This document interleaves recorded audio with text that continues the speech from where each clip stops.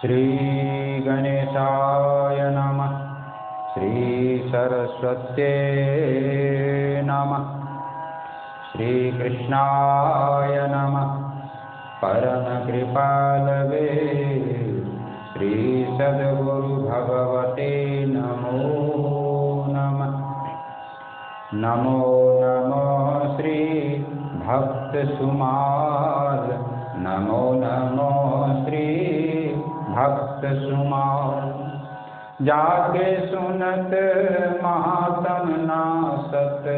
जाके सुनत महात्म नासत। उर्जल कत राधानंद लाल। जाके सुनत महात्म नासत। उर्जल कत राधानंद लाल। नमो नमो श्री भक्त सुमाल। नमो नमो श्री भक्त सुमाल। गद गद स्वर पुलकित अंग अंगन। गद गद स्वर पुलकित अंग अंगन। लोचन बरसत असुवन जाल। लोचन बरसत असुवन जाल। नमो नमो श्री भक्त सुमाल। नमो नमो श्री भक्त सुमाल। उतर जात अभिमान व्याल विष।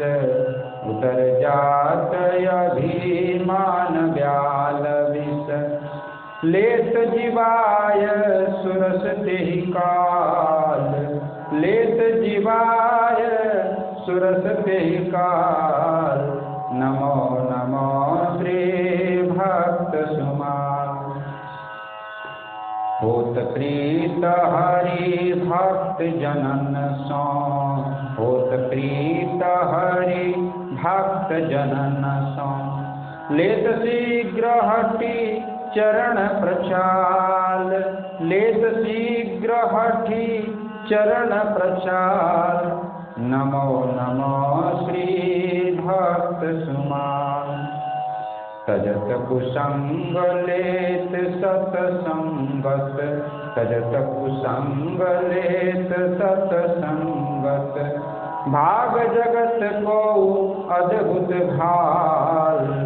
भाग जगत को अद्भुत भाल। नमो नमो श्री भक्त सुमाल। नमो नमो श्री भक्त सुमाल। निशिबासर सोबत यरु जागत। निशिबासर सोबत यरु जागत। रोम रोम हैं करत निहाल। रोम रोम हैं करत निहाल। नमो नमो श्री भक्त सुमाल।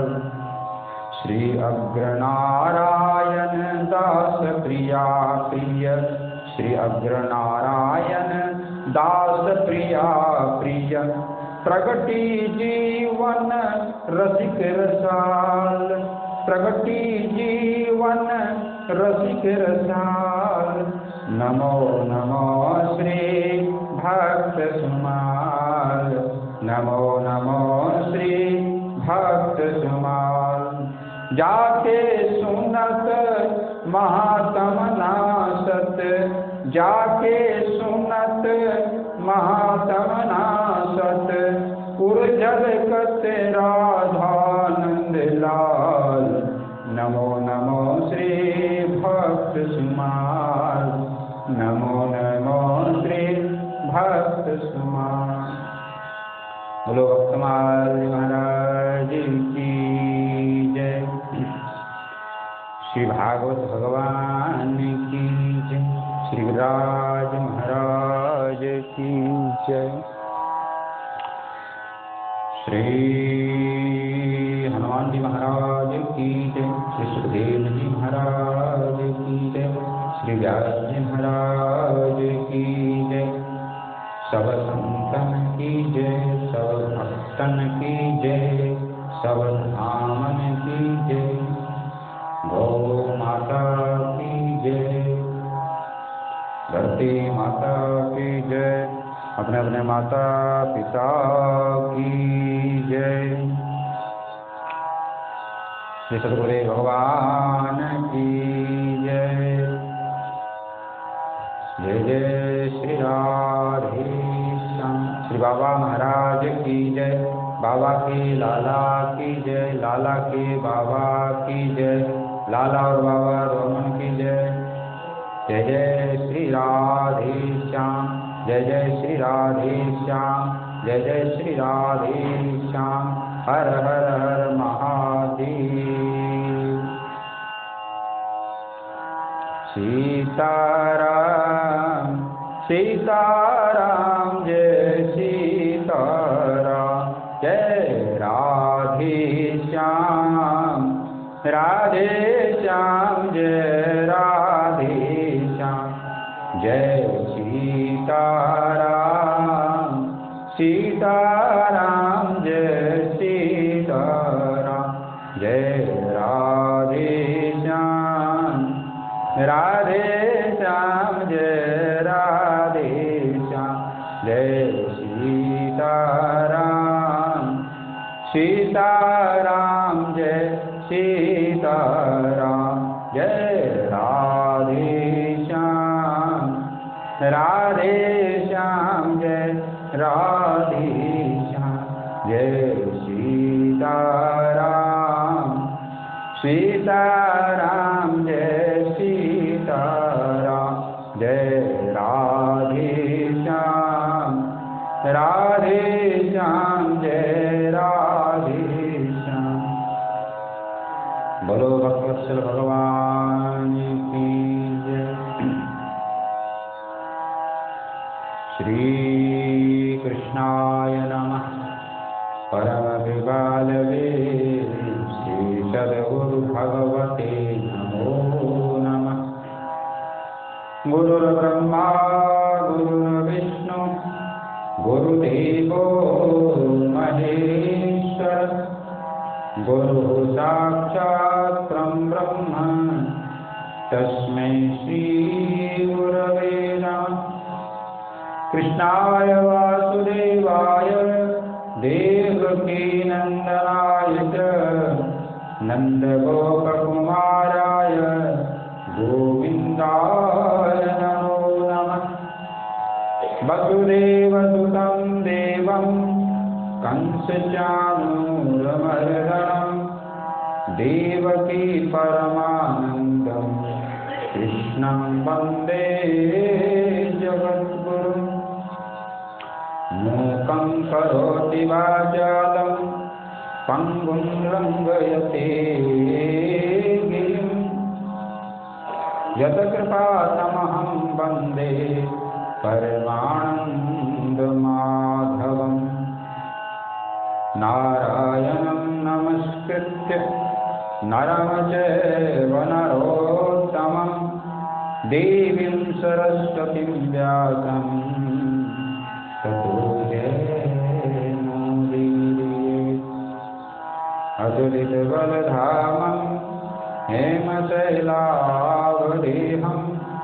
धनुजवनकृशानं ज्ञानिनामग्रगण्यं सकलगुणनिधानं वानराणामधीशं रघुपतिप्रियभक्तं वातजातं नमामि।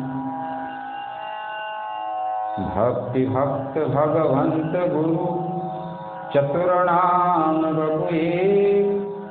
तिनके पद वंदन किए नासहि विघ्नयनेक।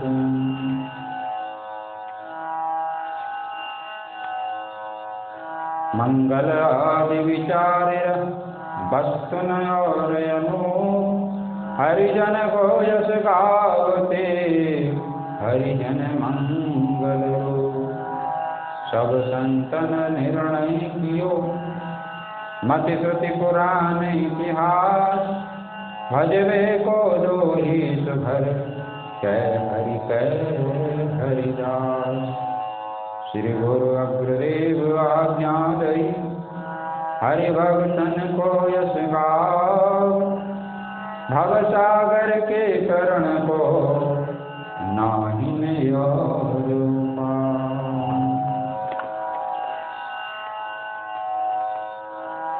बार बार वंदन करो श्रीनाभायन, गाढ़ो गावा वेद को श्री भक्त माल रसदेन।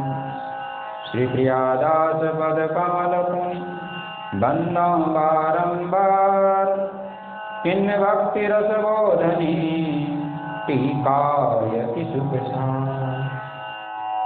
चार जुगन में भक्त जे तिनके पद की धूल, सर्वस हरि धरि राखी हों मेरी जीवन मूल।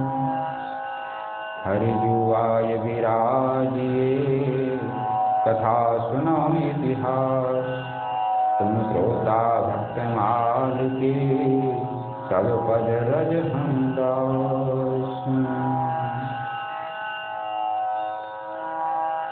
मेरे भक्त हैं देई देव, भक्तन जानो भक्तन मानो, निज जन मोहि बतेउ।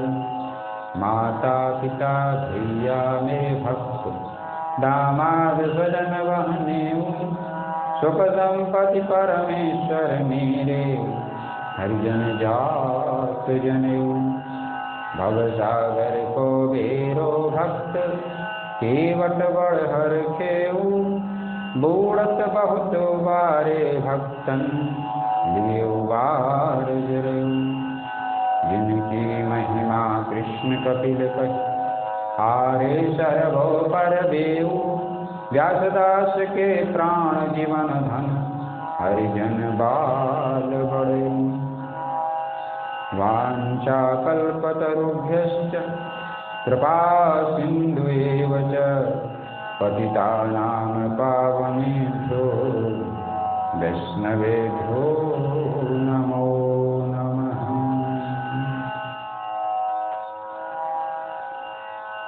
परम मंगलमय परम करुणामय श्री राधा माधव भगवान की कृपा से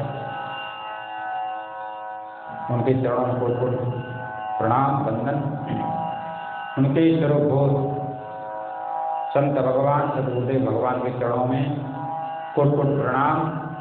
संतोषित भक्तवृंद, भक्तिमती माताएं, सबको सादर जय श्री कृष्ण। बड़े भाग्य से ये मनुष्य शरीर मिलता है और इस मनुष्य शरीर को प्राप्त करके जिसने भगवान की भक्ति कर ली, भगवान की कथा श्रवण कर लिया, उनका ही जीवन धन्य है। हम लोग परम सौभाग्यशाली हैं जो श्री कृष्ण आश्रम गोवर्धन में विगत 4 दिनों से भगवान की कथा का श्रवण कर रहे हैं। आइए हम लोग कथा में प्रवेश करते हैं। आज होली का उत्सव है, तो होली को बसंत उत्सव भी कहा जाता है। इसमें लोग रंग गुलाल आदि उड़ाते हैं, लेकिन वास्तव में जो होली है ये भक्ति की विजय का प्रतीक है। इसी दिन जो हिरण्यकशिपु की बहन होलिका, जिसको ब्रह्मा जी ने वरदान के रूप में एक चादर प्रदान किया था, उस चादर को ओढ़ करके बैठ जाएं तो अग्नि उसको नहीं जला सकती, ऐसा वरदान था। भक्त प्रहलाद भगवान के परम भक्त थे और उनके जो पिता थे हिरण्यकशिपु, वो महान नास्तिक थे, भगवान के बैरी से शत्रु थे। इसलिए उसने घोषणा करा दिया था कि मेरे राज्य में कोई भी भगवान की भक्ति नहीं करेगा और जो भगवान की भक्ति करेगा उसको जेल में बंद कर दिया। हाथ में माला फिरे तो हथकड़ी तैयार थी, सत्संग में जाने के बदले जेल की दीवार थी। तो हाथ में माला फेरे उसको हथकड़ी लगा दिया जाता था, और कोई सत्संग में जाता था उसको जेल में बंद कर दिया। इस तरह से अत्याचार कर रहा था, संत महात्मा भक्तों को दुख दे रहा था, कष्ट दे रहा था, अधर्म को बढ़ा रहा था, धर्म का नाश कर। लेकिन उन्हीं के पुत्र के रूप में प्रहलाद जी आए, और प्रहलाद जी ने भक्ति की पताका फहराई। प्रहलाद जी का जीवन बड़ा अद्भुत था। बचपन से ही भगवान की भक्ति में लीन रहते थे। विद्यालय पढ़ने भेजा, लेकिन पढ़ने में उनका मन नहीं लगता, क्योंकि उन्होंने तो राम नाम का विद्या पढ़ा था, भगवान की भक्ति का विद्या पढ़ा था। तो इससे हिरण्यकशिपु प्रहलाद से नाराज, पहले समझाने का प्रयास किया कि तुम मान जाओ, भगवान विष्णु की भक्ति छोड़ दो।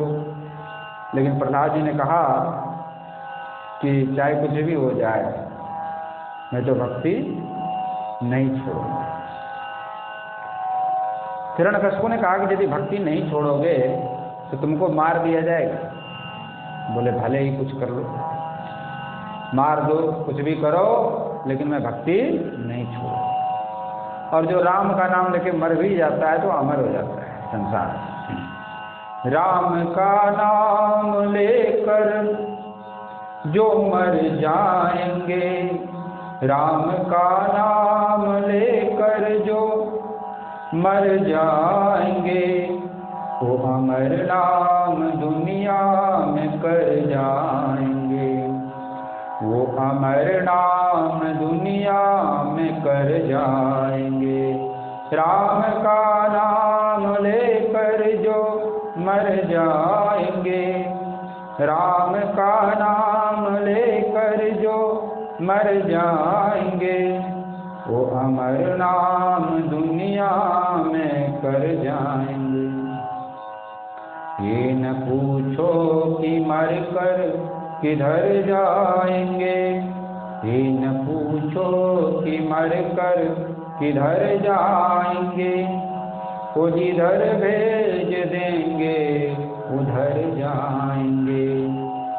ये न पूछो कि मर कर किधर जाएंगे, वो जिधर भेज देंगे उधर जाएंगे।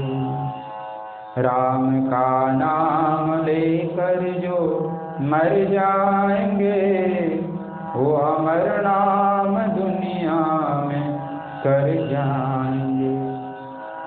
बात मानो न मानो खुशी आपकी, बात मानो न मानो खुशी आपकी, हम मुसाफिर कल अपने घर जाएंगे, हम मुसाफिर कल अपने घर जाएंगे।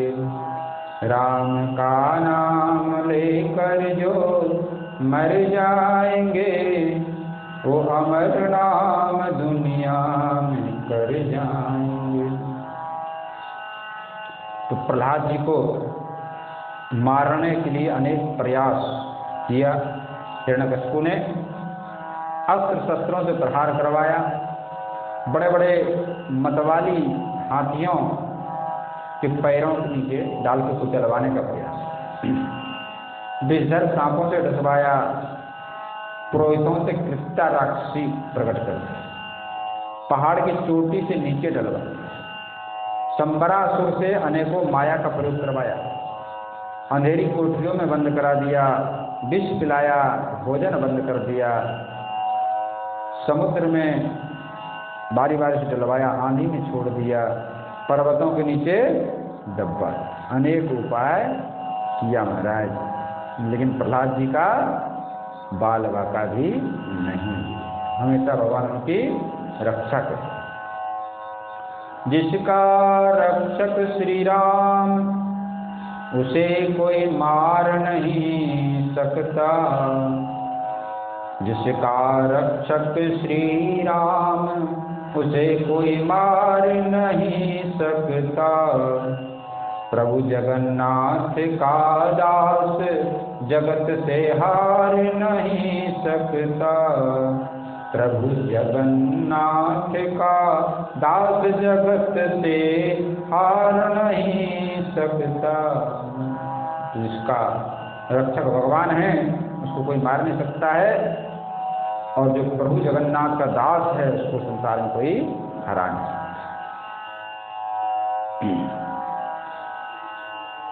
अंत में एक होलिका नाम की राक्षसी जो हिरण्यकशिपु की बहन है, उसने कहा भैया मैं इसको मारूं। बोले तुम कैसे मारो? बोले एक बहुत बड़ा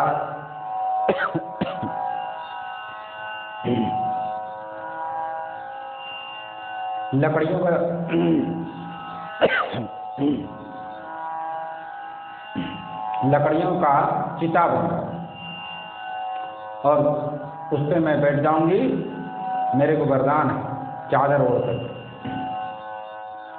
हिरण्यकशिपु ने बहुत बड़ी चिता लगवा दी लकड़ियों का, और उस पर प्रहलाद जी को लेकर बैठे, स्वयं जो चादर ओढ़ लिया, प्रहलाद जी गोद में ले लिया, आग लगा दी गई। लेकिन प्रभु की ऐसी कृपा हुई कि जोर से आंधी तूफान आई, और वो आंधी से जो होलिका के ऊपर चादर थी वो प्रहलाद जी के ऊपर आ गया, होलिका जल गई और प्रहलाद जी बच गए। तो सभी लोगों ने बड़ा उत्सव मनाया।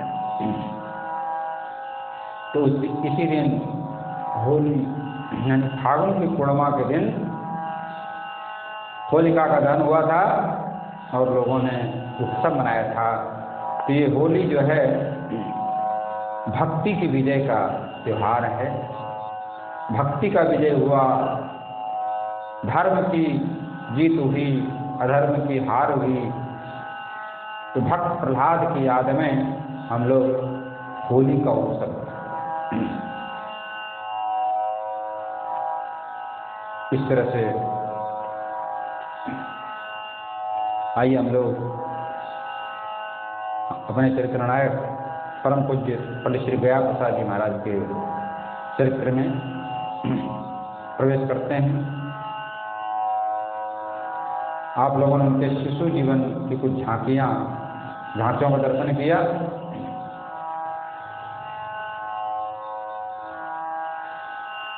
पंडित श्री गया प्रसाद जी महाराज बचपन से ही उनमें भक्ति के संस्कार थे, संतोषित गुण उनके अंदर। जैसे प्रहलाद जी के जीवन में बचपन से ही संतोषित गुण था, भगवान की भक्ति थी, ऐसे ही कुछ श्री पंडित जी महाराज के जीवन में बचपन से ही साधुतापूर्ण गुण थे, भक्ति के गुण थे। श्री भागवत जी में श्री ध्रुव जी महाराज जब वैकुंठ को जा रहे हैं तो व्यास जी के हृदय में एक प्रश्न उठता है कि भगवान को प्राप्त करने के, भगवत धाम को प्राप्त करने के लिए तपस्या का अतिरिक्त कोई सरल उपाय है? तो स्वयं व्यास जी ही उत्तर दे रहे हैं उसका। शांतः समदृशः शुद्धा सर्वभूतानुरंजना यान्त्यञ्जसाच्युत पदमच्युत प्रियबान्धवा। जो शांत हैं, समदृश में समान देखते हैं, शुद्ध हैं, सभी भूत प्राणियों को सुख देते हैं, और जिनका भगवान के चरणों में प्रेम है, और जो भगवान के प्रिय हैं, दास हैं, उनसे उनको अपने भाई के समान प्रिय है। तो परम पूज्य श्री पंडित जी महाराज कहते हैं कि ये पद अच्युत प्रिय बांधवा हमें बहुत प्रिय लगे, बहुत रुचि है। क्यों कि बचपन से ही कोई साधु जी तो बड़े प्रसन्न होते, या तो जान पड़े है कि भगवान की भक्ति हमें बचपन से ही, प्रीतम हमारे बचपन से हमारे पीछे लगे। बड़े बूढ़ों का सम्मान करना, माता पिता के चरण छूना, ये सब बचपन में स्वभाव से ही है। तो कुछ उनके बाल्य जीवन की कुछ घटनाएं आप लोगों को सुनाते हैं। स्वयं तो श्री पंडित जी ने कहा कि भूल ईश्वर से नहीं होता, जीव से भूल होना स्वाभाविक। कुछ न कुछ कमी सभी जीवों में रहता है, लेकिन कुछ श्री पंडित जी के जीवन विलक्षण था कि भगवान की कृपा से ऐसा स्वभाव है उनका कि एक बार जो भूल बन जाए तो दूसरी बार। एक उनके बाल्य जीवन की घटना है। बचपन में आप थोड़ा सरल स्वभाव, सौम्य स्वभाव, सीधे थे, कठोर कभी वचन नहीं बोलते, अपशब्द गाली आदि का प्रयोग नहीं करते थे। लेकिन बचपन में एक बार अनजान में आपसे भूल बन गई। क्या भूल बन गई? एक बार वर्षा ऋतु किवाड़ भीग गया, भीगने से कठोर हो गए, इसलिए लगाने में दिक्कत हो रहा था। बरसात में किवाड़ थोड़े से फूल करके बढ़ जाते हैं, तो लगाने में कठिनाई हो रही थी, लेकिन किवाड़ तो लगाना था। बार बार प्रयत्न कर रहे थे, लेकिन किवाड़ लग नहीं रहा था। तो गुस्सा में मुंह से गाली निकल गई। आपकी माता जी कौशल्या देवी पास में खड़ी थी। उन्होंने देखा करे कि बालक तो अभी से गाली बकने लगा। तो माता जी के मन में क्षोभ हुआ और बालक के गाल पे चपत मारा हल्की सी और कहा कि बच्चवा गाली बकत हो। बस तो श्री पंडित जी महाराज कहते हैं कि एक बस यही माता जी की चपत लगी गाल पे, तब से फिर कभी जीवन में मुंह से गाली नहीं मिली। तो गुरुजनों के प्रति, बड़ों के प्रति बड़ा आपका सम्मान का भाव था। राम धाम सुचि संत चित गत ममता मद क्रोध, दोष दिखाय न सावहीं विश्वहि देहि प्रबोध। जो महापुरुष होते हैं उनमें ये दोष नहीं होते हैं, लेकिन जीवों को शिक्षा देने के लिए ऐसा लीला करते हैं। जो संत होते हैं उसमें ममता, मोह, मद, मत्सर, काम, क्रोध आदि जो विकार हैं वो नहीं होते। कोनि कोनि नहीं कहनी पर सुनतहि गुरुजन बैन, पालहि जे तिनके बने चित्तराम के। जो बड़ों की बात को एक बार कहने से मान जाते हैं, उनकी आज्ञा का पालन करते हैं, तो उनके चित्त में राम जी का निवास होता है। आज्ञा जो कि तुम्हार पालन ज्यों की त्यों करे, हृदय न मोद समाद होत प्रणत गुरुजन चरण। जो माता पिता की आज्ञा का पालन ज्यों की त्यों करते हैं, उसमें तर्क वितर्क नहीं करते, तो बड़े बड़े प्रसन्न होते हैं, गुरुजन लोग प्रसन्न होते हैं और उनको हृदय से आशीर्वाद देते हैं, और आशीर्वाद से उनका जीवन सुख शांति आनंदमय हो जाता है।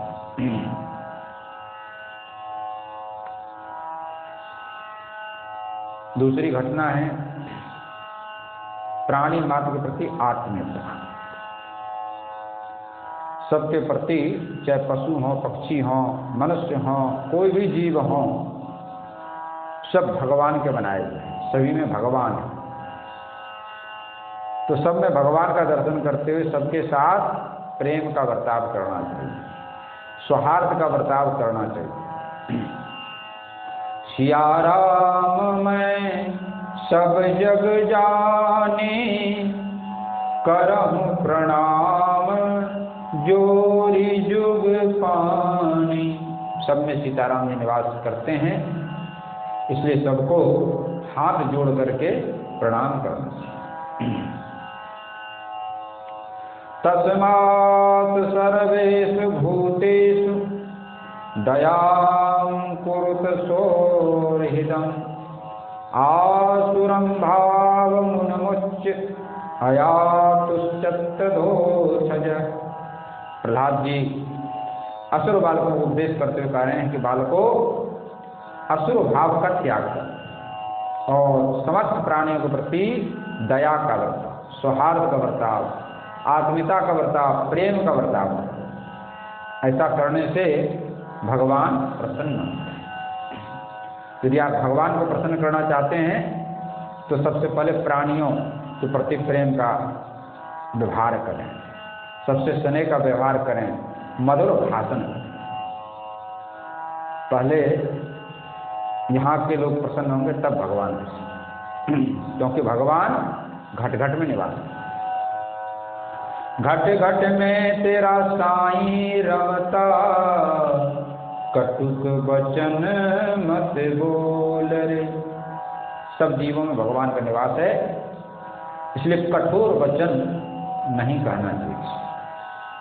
कठोर वचन कहने से अपना भी हृदय जलता है और दूसरे प्राणियों का भी हृदय जलता है। यदि कोई हमें गाली दे, कठोर वचन कहे तो हमको कितना कष्ट होगा। ऐसे ही हम यदि दूसरों को गाली देंगे, कठोर वचन कहेंगे तो उनको कष्ट। तो जैसा व्यवहार हम दूसरों से अपने लिए चाहते हैं, वैसा व्यवहार दूसरों के लिए हम करें, इसी का नाम धर्म है। तो हमारे चरित्र नायक परम पूज्य पंडित श्री गया प्रसाद जी महाराज के जीवन में बचपन से ही दूसरों को सुख पहुंचाने का स्वभाव, सबसे मधुर भाषण करने का स्वभाव। भूत दया बचपन प्रगटाई, राम सुखद सदगुण मनि राई। वर्ण सादर सोई प्रसंगा, जेहि सुमिरत री जय श्री रंगा। एक घर के बाहर एक कुतिया ने कुछ बच्चे दे दिए। जाड़े का समय था, शीत ऋतु थी, भूख और शीत से पीड़ित होकर के कुतिया कर्ण स्वर से चिल्ला रही। तो बालक रूप में पंडित जी महाराज ने पंडित जी के हृदय में दया का प्रबल भाव बढ़ाया।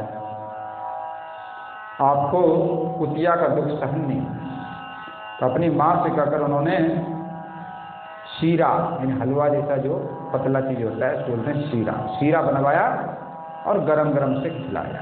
इससे कुतिया की जो ठंड थी दूर हो गई और कुतिया और उसके बच्चों को शीत से रक्षा के लिए टाट बिछा दिया। टाट बिछा करके ऊपर से टाट उड़ा दी।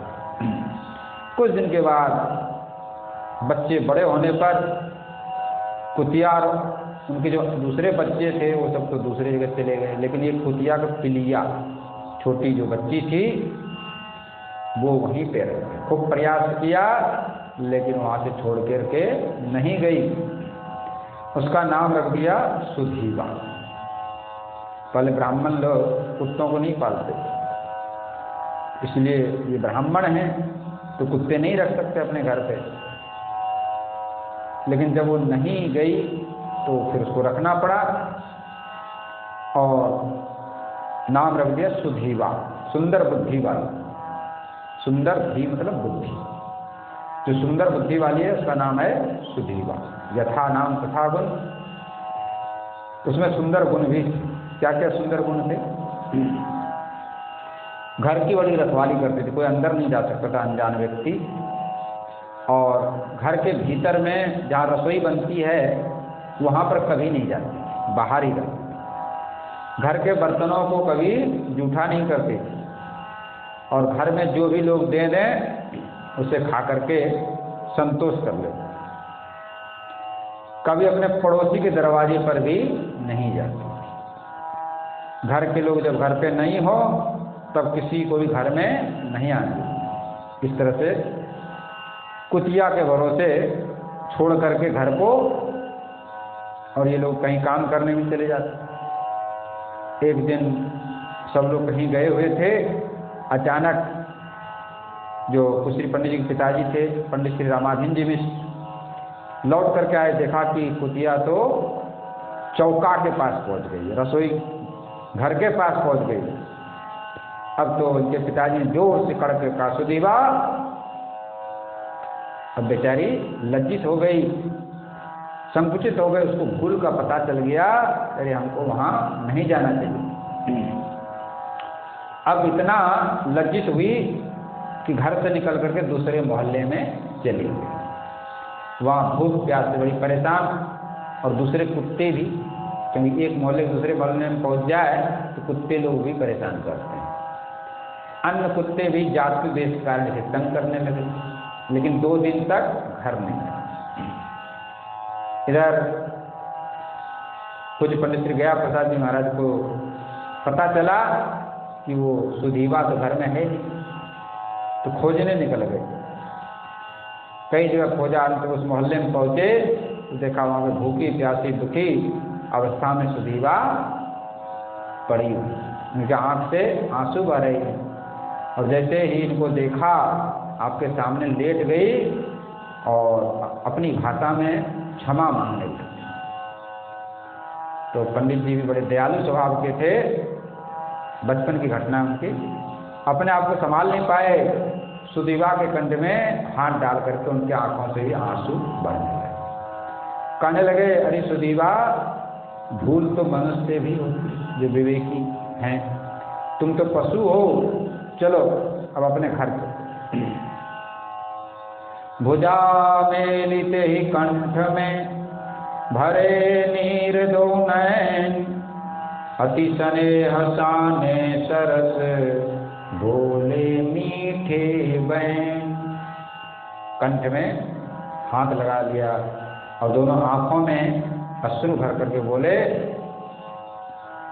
अहो राम रघुनायक मेरे, जग की सब लीला तब प्रेम। यह संसार विचित्र बनावा, जीव जीव कर भिन्न स्वभावा। मानव मात्र करहि बहु भूला, अहो चूक लघु पशुर सूला। भगवान की बड़ी विचित्र माया है, जिन्होंने संसार की रचना की और संसार में भिन्न भिन्न प्रकार के जीव बनाए, अलग अलग उनके स्वभाव हैं। तो मनुष्य भी भूल जाती है तो पशु। इस तरह से सुधीवा को लेकर के अपने घर आए, और ये दयालुता का स्वभाव उनके जीवन में, जीवों पर दया करने का स्वभाव बचपन से। निर्भय भी बहुत। निर्भय कौन होता है? जिसका भगवान पर विश्वास होता है। जैसे कि अभी प्रहलाद जी की कथा आप लोगों को सुनाया, प्रहलाद जी को भगवान पे विश्वास था, भगवान की भक्ति पर विश्वास था। तो अनेक संकट आए, दुख आए, कष्ट आए, लेकिन उनका भक्ति से मन नहीं टिका। तो निर्भयता आ जाती, जिनका भगवान का बल रहता है उनके जीवन में स्वतः ही निर्भयता का गुण आ जाता। जग करता संघरता पालक, अति समर्थ प्रभु कर में बालक। भगवान सर्व समर्थ हैं, संसार को रचने वाले हैं, पालन करने वाले हैं और संहार करते हैं। और ऐसे समर्थ भगवान के हम लोग पुत्र हैं। वो हमारे स्वामी हैं, हम उनके दास। तो जब स्वामी हमारे समर्थ हैं तो हमें किस बात का भय, हमें किस बात का डर? जब सिर पर है हाथ रघुनाथ का, फिर डर काहे बात का? तो जब भगवान का हाथ हमारे सिर पे है, उनकी कृपा दृष्टि हमारे ऊपर है, तो फिर डरने की आवश्यकता नहीं। तृण न हिले जिनके बिनु प्रेरे, नित सर्वज्ञ संग सो मेरे। जिनके इशारे के बिना पत्ता तक नहीं हिल सकता, जिनकी प्रेरणा के बिना, वही प्रभु हमारे साथ। फिर संसार का दुख कष्ट विषम परिस्थिति, संसार के लोग हमारा क्या बिगाड़ सकते हैं? अस विश्वास हो जाके मन, अति निर्भय जग में सोई जन।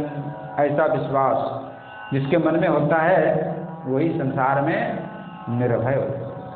इसलिए जो भगवान के भक्त होते हैं वो संसार से डरते नहीं, कभी कभी भयभीत नहीं होते। मीराबाई का जीवन आप लोगों ने सुना है। मीराबाई को बहुत ही कष्ट देने का प्रयास किया राणा विक्रम ने, लेकिन मीराबाई नहीं गई। मीराबाई ने तो कह दिया कि मेरो कोई न रोकन हार, मगन होई मीरा से, मुझे कोई रोकने वाला नहीं। तो ये भगवान की भक्ति का बल है।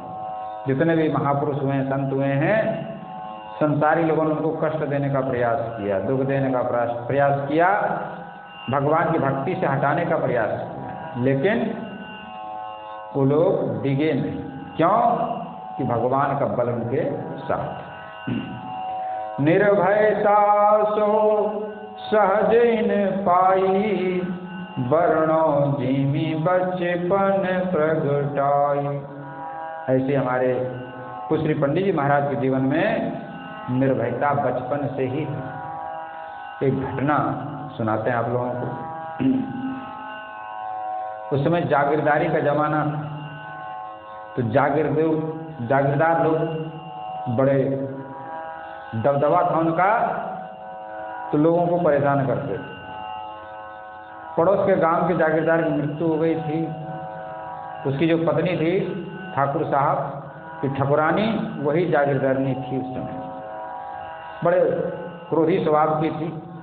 एक तो जमींदारी, दूसरी धन, और तीसरा जन का बल, तो अहंकार आ गया। उसको लोक परलोक का भय नहीं था, चिंता नहीं था, हम दूसरों को परेशान करेंगे, दुख देंगे तो उसका फल हमें भोगना पड़ेगा। तो इससे न डरती थी। थोड़ा सा भी भूल हो जाए किसी से, नौकरों से अथवा किसी से, तो वृक्ष में बंधवा के उसमें मार लगवाते। लोग बड़े भयभीत रहते थे उसके नाम से। अब कुश्री पंडित जी का खेत उस ठकुरानी के खेत के समीप। एक दिन आपका भैंस बंधन तोड़ करके ठकुरानी खेत में चली गई। ठकुरानी ने अपने नौकरों से भैंस को वहाँ पर बंधवा दिया। जब पंडित श्री रामाधीन मिश्र जी को पता लगा कि भैंस को ठकुरानी ने बांध ली, बड़े दुखी हुए, चिंतित हुए, और किसी को भी ठकुरानी के पास जाने की हिम्मत नहीं हो रहा। तो सभी घर के लोग उदास थे, दुखी थे। तो इस स्थिति को देख करके स्वयं श्री पंडित जी ठकुरानी के समीप पहुंच गए और ठकुरानी से विनम्र निवेदन किया कि ठकुरानी जी, हमारी भैंस बंधन तोड़ के आपके खेत में चली गई, आपने उसको यहाँ बांध लिया है। देखो, ये तो विवेकहीन पशु है, इसको तो ज्ञान है नहीं कि किसका खेत है, हमारा है कि दूसरे का है। इसका दोष नहीं है, और हम देखो गरीब ब्राह्मण हैं, कृपा करके हमारी भैंस को दे दो। तो ठकुरानी जो है इस बालक के विनम्रता से, सरलता से, सौम्यता से प्रसन्न तो हुई भीतर से, लेकिन बाहर से थोड़ा अकड़ दिखाते हुए बोली, तेरे पंडित के लड़के, चला जाए यहाँ से, भैंस नहीं मिलेगी। लेकिन पंडित जी महाराज निर्भय से समझाने लगे, देखो ठाकुरानी, गरीबों को सताना अच्छा नहीं, क्योंकि भगवान दीन बंधु हैं, गरीब निवाज है। यदि तुम गरीबों को सताओगे तो प्रभु तुमको फिर नहीं छोड़ेंगे, प्रभु तुमको दंड देंगे। गरीब ब्राह्मण का धन छीन लेने से ठाकुरानी जी आपका भला क्या होगा, क्योंकि भगवान स्वयं भी दीनों की रक्षा करते हैं, दीन बंधु हैं, और जो लोग दीनों की रक्षा करते हैं उससे भगवान प्रसन्न होते हैं। तो आप भी गरीबों की रक्षा करके भगवान की प्रसन्नता प्राप्त करो, और उन्हें दुख दोगे तो भगवान अप्रसन्न है। बरसत दीनन पै सदा प्रेम जलद ही जास, बरसत दीनन पै सदा प्रेम जलद ही जास, भयाधीन पीछे फिरे सुखदायक हरिदास। जो दिन दुखियों पर दया करते हैं, उनसे स्नेह करते हैं, प्रेम करते हैं, तो भगवान उसके पीछे पीछे फिरते हैं। तो ये अज्ञानी पशु है, ये बंधन छोड़ करके आपके खेत में चली गई, इसको अपना पराया का ज्ञान नहीं है, और हमने जानबूझ के आपके खेत में चराया नहीं, इसलिए आप हमारी भैंस को दे दें और शांति का विचार करें कि आपका हित अहित किसमें। जब ये सुंदर धर्म नीति युक्त बात ठाकुरानी ने सुना तो उनके मन में ज्ञान का उदय हो गया, उसके हृदय का उसी क्षण परिवर्तन हो गया, और उसने भी अहंकार का त्याग कर दिया और दीनता की शिक्षा ग्रहण की। बड़े आदर के साथ भैंस लेकर के विदा किया, भैंस को लेकर के अपने घर आए, माता पिता को प्रणाम किया। भैंस के आने से सबको बड़ी प्रसन्नता। आपके बाल जीवन की एक घटना और है, जो दूसरों के प्राणों की रक्षा करते हैं तो भगवान उनकी रक्षा करते हैं। जे पर प्राणन त्राण करें त्याग निज प्राण भय, तहि कौशल्या प्राण प्राण सरिस अपनो करे। जो दूसरे प्राणियों का जो है रक्षा करते हैं, सुख देते हैं, तो भगवान उनको सुख देते हैं, उनको अपने प्राण के समान बना देते हैं। एक बार की बात है, आपके गांव के अंत्यज खटिक, जो छोटे वर्ण होते हैं, इसको भंगी भी बोला जाता है, तो ऐसे खटिक के घर में आग लग गई। उस समय पंडित जी महाराज की आयु 10 साल,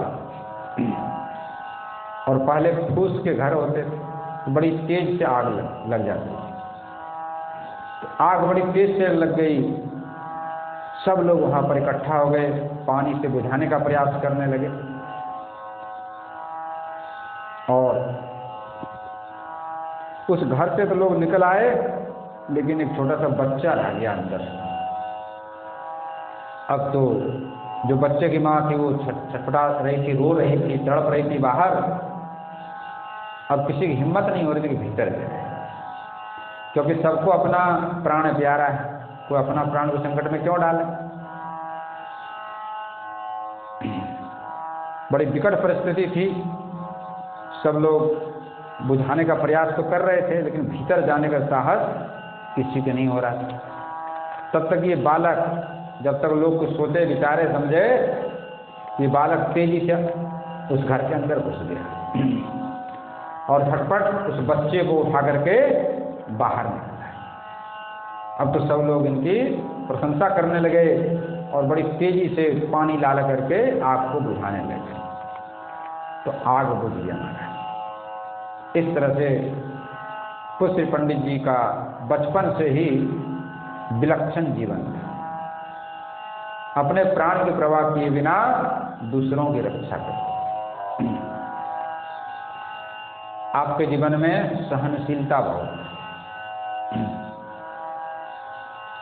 इससे दूसरे लोग प्रभावित हो जाते थे।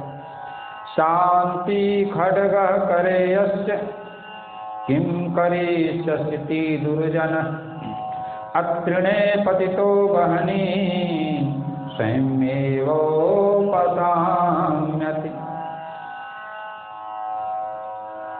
जैसे कि जिस स्थान पे घास नहीं हो, तिनका नहीं हो, उस स्थान पे अग्नि गिर जाए तो क्या जलाएंगे, अपने आप बुझ जाएगी। इसी तरह से जिसके पास शांति रूपी तलवार है, कोई कुछ कह रहा है, सुन रहा है, तुम शांति से सहन कर लो, कुछ देर बाद अपने आप वो शांत हो जाएंगे। और किसी ने एक कहा, आपने दो कहा, तो वो चार कहेगा, फिर 8 कहोगे, बात बढ़ती चली जाएगी। तो शांति रूपी जहाँ तलवार है तो दुष्ट लोग उसका कोई बिगाड़ नहीं सकते। गारी आवत एक है पलटत होत हजार, कह रही न पलटे नहीं तो रहे एक को एक। जैसे एक गारी दे रहे हैं, कोई कटु वचन कह रहे हैं, और आप चुपचाप रहे, वो शांत होकर चला जाएगा। आपने एक कहा, फिर उसने 2 कहा, फिर 4, फिर 8, ऐसी बात बढ़ती चली जाएगी और मारपीट की नौबत आ जाएगी। इसीलिए शांति रूपी तलवार अपने हाथ में रखें तो दुर्जन कुछ नहीं बिगाड़ते। कुछ पंडित श्री गया प्रसाद जी महाराज के गांव के समीप, यानी कल्याणीपुर के समीप असनी गांव है, वहाँ पे रामनवमी के दिन मेला लगता है। तो गांव के मेला में सभी प्रकार की दुकानें आती हैं, मिठाई के बर्तन, पुस्तक, खिलौना, घरेलू सामान, सब दुकान आते हैं। जिसको जैसी आवश्यकता हो अपना वहाँ पर खरीदते हैं गांव के लोग जाकर। तो असनी के मेले में रामनवमी के दिन मेला देखने गए आप भी, और उस समय गांव के लोग देसी चमड़ा से बने जूते पहनते, और जूता जल्दी नहीं घिसे तो जूते के तले में लोहे का नाल लगा देते जिसे जल्दी नहीं। ऐसे नालदार जूता श्री गया प्रसाद जी महाराज पहने हुए। मेला में भीड़ अधिक थी, भीड़ में धक्का लगने से आपको पीछे हटना पड़ गया, और आपका जो नालदार जूता था एक युवक के पांव पे गड़ गया। जैसे गड़ गया वो युवक क्रोध में भर के बिगड़ गया, लेकिन आपने बड़ी शांति से सुशीलता से कहा, भैया देखो, मैं तो पीछे को देख नहीं रहा था, ये जो भीड़ की धक्का आई इससे अनजान में मेरा पांव आपके ऊपर, आपके पैर के ऊपर पड़ गया। तो अनजान में भूल के लिए क्षमा करें, यदि इतने से भी आपको संतोष ना हो तो मैं जो है जूता उतार करके अपना पैर आपके सामने रखता हूँ, और मेरा जूता पहन करके मेरे पैर पर आप अपना जूता खड़ा।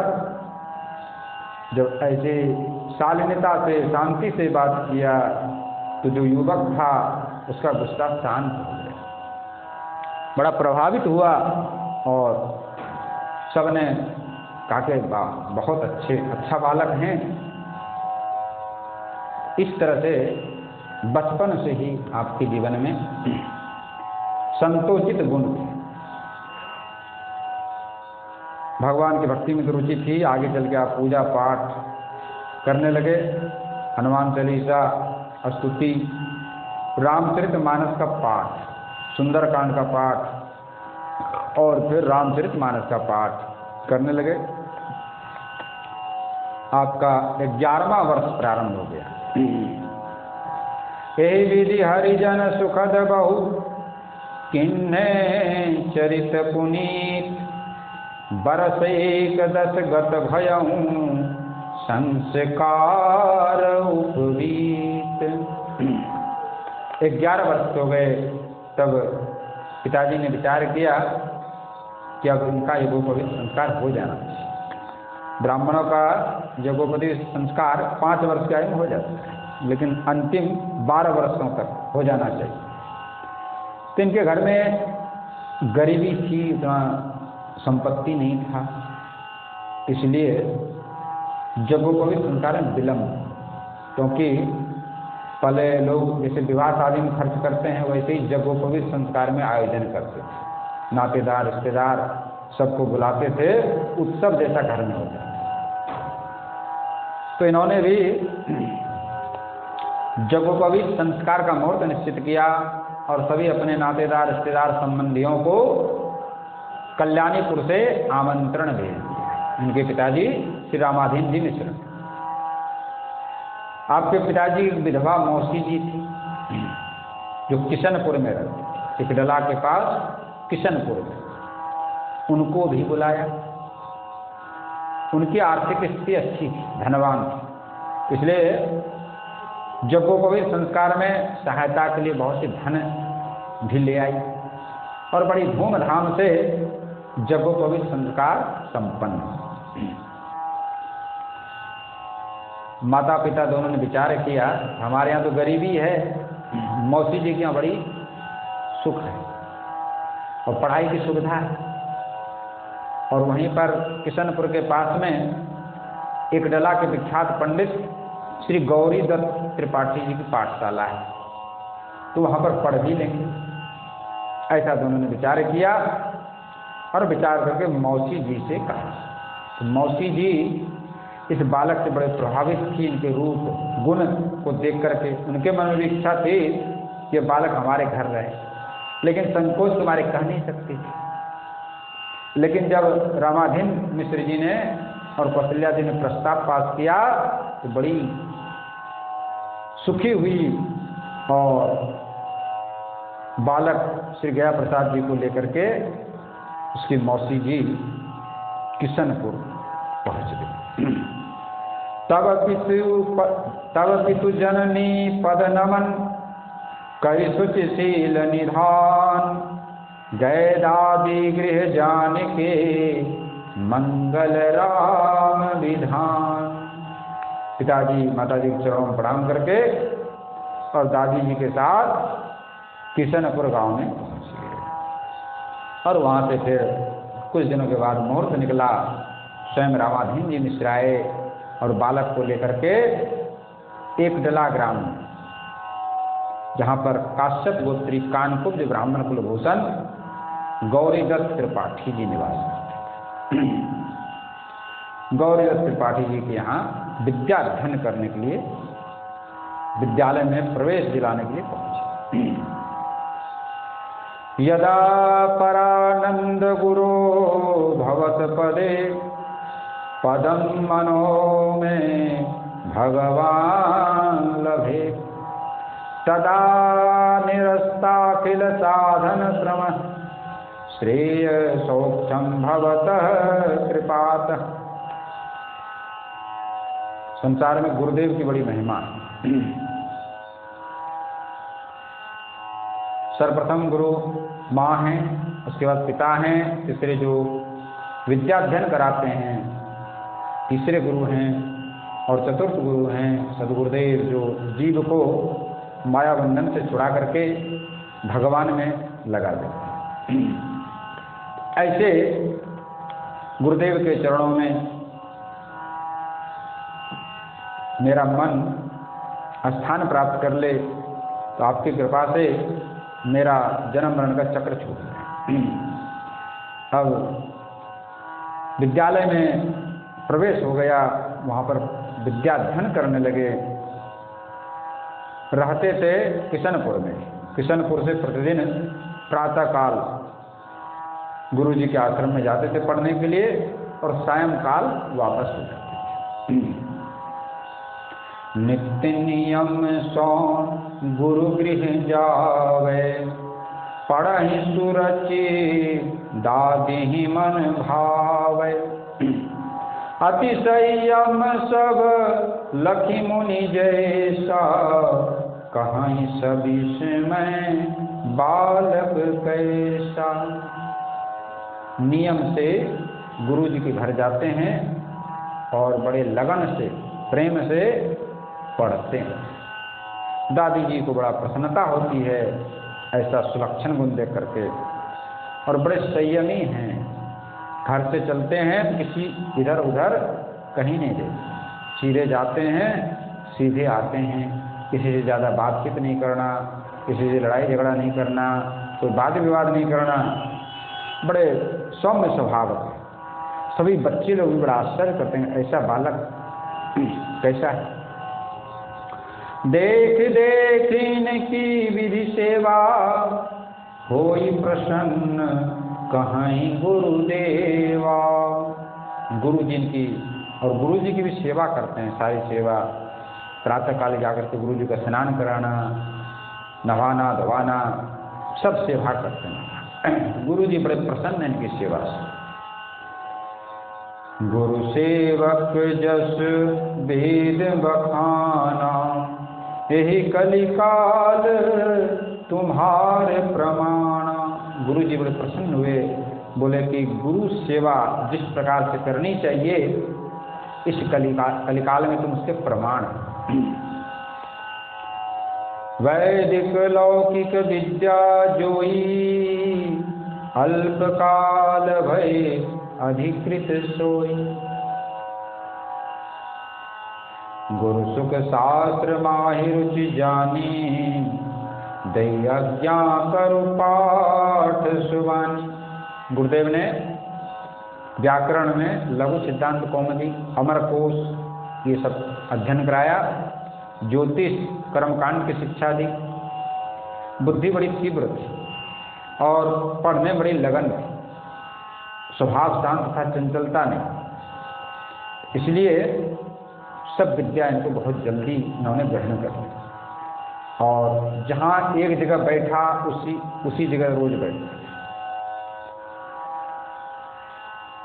स्वयं पंडित जी महाराज ने सुनाया है कि पूज्य गुरुदेव की आज्ञा से विद्यालय में जिस स्थान पर बैठकर हम विद्याध्ययन करते थे, उस स्थान में बैठते बैठते गड्ढा हो गया हमारा। उसी जगह बैठते थे एक जगह, और दीवार के सहारे बैठते थे तो दीवार में भी गड्ढा बन गया। प्रातः से लेकर सायंकाल तक विद्याध्ययन में लगे रहते, किसी से कोई प्रयोजन नहीं था। किशनपुर से विद्यालय जाते समय और विद्यालय से घर आते समय न कहीं बीच में रुकते, न किसी से बातचीत करते, न कहीं खेलते, न इधर उधर ताकते झांकते। इससे किशनपुर और एकडला के लोग, दोनों गांवों के लोग आश्चर्य करते कि कैसा विचित्र बात है। गुरु जी से प्रतिदिन अधिक से अधिक पाठ पढ़ लेना चाहते थे। गुरु जी भी इनकी लगनशीलता, तीव्र बुद्धि, ग्रहणशीलता, विनम्रता से बड़े प्रभावित थे। वो भी अधिक से अधिक पढ़ा देने का प्रयास करते, और जो एक बार गुरु जी सुना देते उसको तत्काल धारण कर लेते, श्रुतिधर। इस तरह से मनोयोग पूर्वक विद्याध्ययन किया, और सामान्य छात्र 4-5 वर्षों में जो विद्याध्ययन करते हैं उसको इन्होंने कुछ महीनों में ही पढ़ लिया। जैसे भगवान राम गुरु जी के यहाँ पढ़ने गए थे, थोड़े समय उन्होंने विद्या प्राप्त की। गुरु गृह पढ़न गए रघुराई, अल्पकाल विद्या सब पाई। व्याकरण और पाणिनि व्याकरण, पातंजल महाभाष्य, ये सब उन्होंने, ज्योतिष कर्मकांड, काव्यशास्त्र सबका अध्ययन किया। इस तरह से 12वें वर्ष से लेकर 17वें वर्ष तक 5 वर्ष में इन्होंने सारा अध्ययन का कार्य कर लिया। 4 वेद और दर्शन, इतिहास, पुराण, जैसे वाल्मीकि रामायण, महाभारत, ये 17-18 पुराण, ये सब उन्होंने अध्ययन किया। पूरे वेद और वेदांग के ज्ञाता थे, बहुत बड़े विद्वान बन गए। तो विद्याधन में रुचि तो थी, लेकिन साथ साथ गुरु जी की सेवा में भी रुचि थी। गुरु जी की आज्ञा का पालन करते थे। गुरुदेव की जो छोटी बड़ी जो भी सेवा होती थी सबको किया करते, क्योंकि आपकी मान्यता थी कि गुरु सेवा से, गुरु जी के प्रसन्न होने से जैसी विद्या प्राप्त होती है वैसे पढ़ने लिखने से नहीं। तो पूज्य गुरुदेव भी बड़े प्रसन्न थे इनसे, और कभी कहीं बाहर जाते तो इनको ही साथ में ले जाते और इनको सेवा का अवसर देते थे। शौच में सहायता करते, स्नान करवाते, वस्त्र धोते, संध्या तर्पण जप सब में सहयोग करते थे। और भोजन भी स्वयं बना करके गुरु जी को खिलाते थे।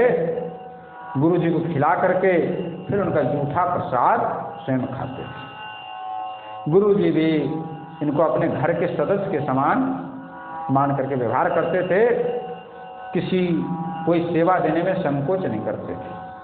और जो गुरु माता थी उनका भी बड़ा प्रेम था इनके प्रति, अपने बालक के समान इनका ध्यान रखते। उनके पुत्र राजीव लोचन और उनके पुत्र वधू, जिनको पंडित जी महाराज भैया और भाभी कहते थे, बड़े प्रेम रखते थे इनसे, बड़ा स्नेह करते। और पूज्य गुरु जी के जो पौत्र थे बालक राम जी, उनको तो एक गोद में खिलाए। इस तरह से स्वयं श्री पंडित जी महाराज ये सब बातें बताया करते थे और कहते थे कि पूज्य गुरुदेव के द्वारा पढ़ाए हुए 4 अक्षर मुझे लाखों गुने फले हैं। उनकी कृपा से मुझे वेद, उपनिषद, पुराण, इतिहास सब पढ़ने के लिए मिल गया। एक डला ग्राम जहाँ पर ये निवास करते थे, जहाँ गुरु जी, इनके गुरु जी, वहाँ पर एक शंकर जी का मंदिर और बड़ा प्रसिद्ध था।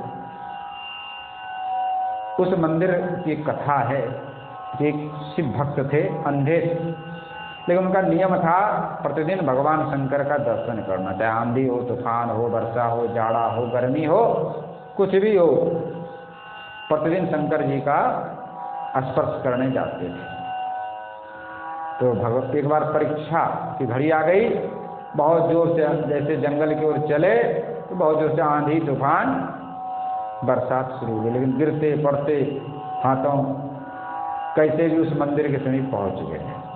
और मंदिर में पहले दरवाजे छोटे होते थे, तो बेचारे गिरते पड़ते जैसे तैसे तो पहुंच गए, लेकिन दरवाजा का पता नहीं चल रहा। तो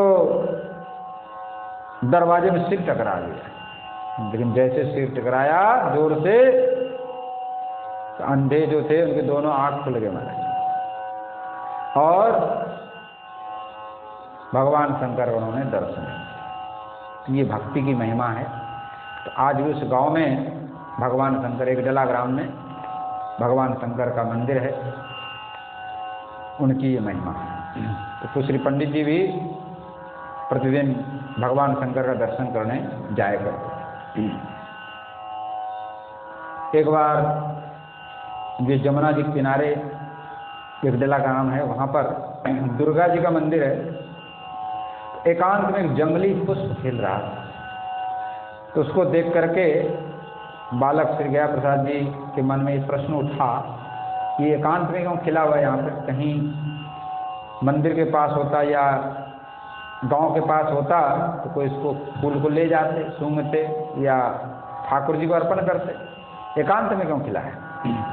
तो इनके बुद्धि ने सुझाव दिया कि इस फूल की तरह अपने जीवन का विकास संसार से छिप के करो, प्रभु के सम्मुख रह के करो, किसी को दिखाने की आवश्यकता नहीं। तो श्री पंडित जी ने भी जीवन में यही किया, छिप करके भजन करते थे, किसी को पता ही नहीं चलता। इस तरह से महाराज विद्या धन संपन्न हुआ। अब गुरु जी ने देखा कि भक्ति में बड़ा मन है, तो भागवत जी का अध्ययन कराया। भागवत जी का इन्होंने पूरा सांगोपांग अध्ययन किया और फिर आगे वेदांत का अध्ययन करने लगे। तो इनके चित्त में वैराग्य होने लगा कि अब तो केवल भजन करना है, साधु बन जाना है। लेकिन गुरुदेव ने कहा कि बेटा तुमको गृहस्थ आश्रम में रह करके ही भगवान की भक्ति कर। गुरु जी ने विनयम संतुष्टमना मनीषी गुरु गृहस्थाश्रम महात्मा अनुज्ञातस्य च निष्पृहोपि व्यधान मनोदार परिग्रहाय। गुरु जी ने आज्ञा दी तो गुरु जी की आज्ञा को स्वीकार करके विवाह के लिए तैयार। और गुरु जी इनसे बड़े प्रसन्न थे, इनकी विनम्रता से, कार्यकुशलता से, सुशीलता से, सेवा से बड़े खुश थे। और गुरु जी के द्वारा पढ़ाए गए छात्रों का अंतिम टोली में थी। गुरुदेव ने जीवन भर सभी छात्रों को सुयोग्य बनाया था, विद्वान बनाया था, लेकिन सबसे ज़्यादा प्रसन्नता श्री गया प्रसाद जी महाराज से इनको मिला। अपने पुत्र से भी अधिक इनको प्यार करते थे, विश्वास करते थे। तो गुरुदेव ने स्वयं ही इनके लिए वधू ढूंढा। एक डला से 4 कोस की दूरी पर जमुना जी के उस पार इंगुआ नाम का ग्राम है। उस गांव में श्री गुरुदेव जी के शिष्य श्री छोटू राम जी रहते थे। तो गुरुदेव जी ने छोटू राम त्रिपाठी की कन्या श्री भगवती देवी, जो शुभ लक्षणों से युक्त थी, सुशीला थी, पतिव्रत धर्म निष्ठा रखने वाली थी, उनके साथ विवाह निश्चित हो गया। शुभ मुहूर्त में किशनपुर से इंगुआ के लिए बारात चली और उसमें बहुत बड़ा मुहूर्त था, मतलब सालक जिसको बोलते हैं, बहुत बड़ा सालक। तो बाजा वाला तो कह तो रखा था, लेकिन बाजे वाले आ नहीं पाए, दूसरे जगह फंस गए जाकर कहीं। अब बिना बाजा का ही बारात चल दिया है। अब बाजा वाले मिले ही नहीं, क्या करें। बिना बाजे गाजे के बारात पहुंच गई इंगुआ में। तो जो कन्या की माता थी, उन्होंने कहा अरे क्या ये बारात, जिसमें कोई बाजा गाजा तो है नहीं, ये तो अशुभ अमंगल का सूचना है, कम से कम बाजा बजते तो मंगल होता। अब दुल्हा का परिचय करने आई तो देखा बाजा हो जा कुछ नहीं, वैसे आ रहे हैं। तो उसकी माँ रोने लगी, कहने लगी हाय, बर और बारात के साथ कोई मंगल बात भी नहीं है, कैसा विवाह। अब बर को द्वार पर खड़े खड़े बहुत देर हो गई। देर तक करके गुरुदेव ने गांव के जो जागीरदार उनको समझाया कि भाई देखो, बाजे वाले से कहा तो था, लेकिन वो बाजा वाला कहीं दूसरे जगह आ ही नहीं पाया। तो एक बात बताओ, विवाह बाजे के साथ होगा कि बर के साथ होगा। और देखो कितना सुंदर, रूपवान, पढ़ा लिखा, विद्वान बर। ऐसा समझाया, उनके समझ में आ गई। तो बड़ी प्रसन्नता के वातावरण में सारा विधि विधान से विवाह हुआ। सब परिवार के लोग बड़े प्रसन्न हुए। विवाह के पश्चात अपनी दादी जी के समीप आकर के किशनपुर में रहने लगे। दादी जी की बड़ी सेवा करते, घर की संभाल करते, दादी जी को सुख पहुंचाते। दादी जी बड़े प्रसन्न थे इनसे। इनके पिताजी की मौसी है जिनके दादी जी। कभी कभी किशनपुर से कल्याणीपुर भी जाते थे और उनके पिताजी भी मिलने के लिए किशनपुर आ जाते थे। कई वर्षों तक किशनपुर में रहे। अब किशनपुर से एक बार कल्याणीपुर गए तो वहाँ देखा कि बड़ी स्थिति खराब है, घर में गरीबी आ गई। माता पिता भाई बहन बड़े दुखी हैं। तो पंडित श्री गया प्रसाद जी को ये सहन नहीं हुआ और दादी जी से कैसे कहें, क्योंकि दादी जी को भी दुख होगा। दादी जी का बड़ा इनके प्रति आसक्ति हो गई। लेकिन वहाँ का दुख देख करके इनका खाना पीना छूट गया, उदास रहने लगे। तो दादी जी ने पूछा कि बेटा तुम उदास क्यों रहते? बोले हमको कल्याणीपुर जाने की इच्छा है। बोले ठीक है बेटा, तुम्हारी इच्छा है तो जाओ। तो किशनपुर से चलने लगे तो अपने पत्नी के शरीर पर जो भी सोना चांदी का आभूषण था, गहना था, वो सब दादी जी को ही दे दिए। यानी कि गरीब हैं चलो ले चले, नहीं। बचपन उसी समय से आपके अंदर त्याग की वृत्ति थी। कल्याणीपुर से आकर के अपने छोटे भाई मथुरा प्रसाद जी को साथ में लिया, खेती का काम संभाला। और इसमें पिताजी हाथरस में नौकरी करते थे। मथुरा प्रसाद जी से छोटे भाई थे शिवनंदन जी, उनको व्याकरण, ज्योतिष, कर्मकांड की शिक्षा देने लगे और काम धंधा भी देखने लगे। तो इनके आने से घर वालों को बड़ा प्रसन्नता हुआ। अब इनकी जो बड़ी बहन थी उसका विवाह एक बैरिहा खेर नामक गांव था वहाँ हुआ। बड़ी बहन के बाद उनसे जो दो छोटी बहन थी, उनके विवाह के लिए रामाधीन मिश्र जी ने प्रयास किया, लेकिन बैरिया खेर वाले जो इनके ससुर थे बड़ी बहन के, उनका विचार दूसरे जगह करने का था, लेकिन रामाधीन जी ने दूसरे जगह कर दिया। इससे दोनों में मन मुटाव हो गया।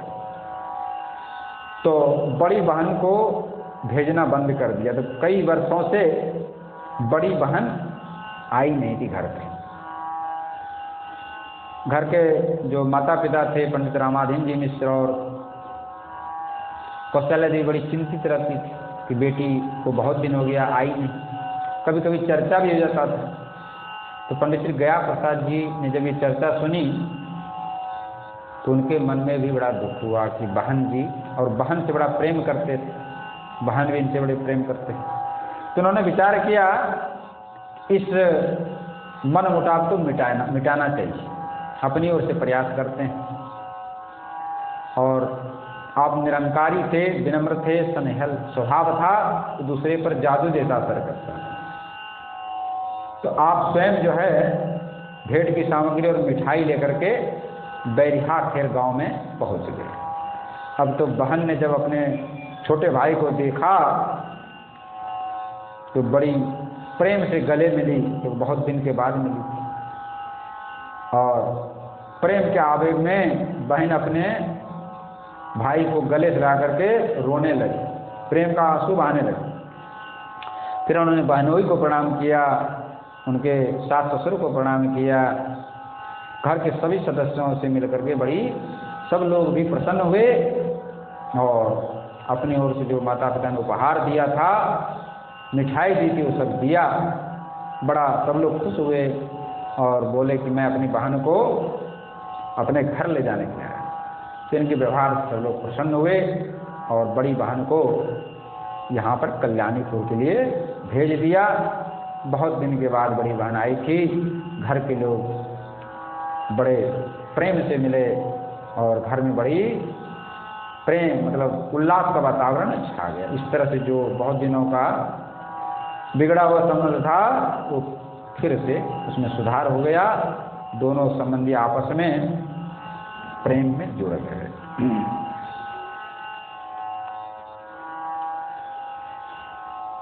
तो महापुरुषों का जीवन जो है विलक्षण होता है, उनके गुण विलक्षण होते हैं, सब कार्य भी विलक्षण होते हैं।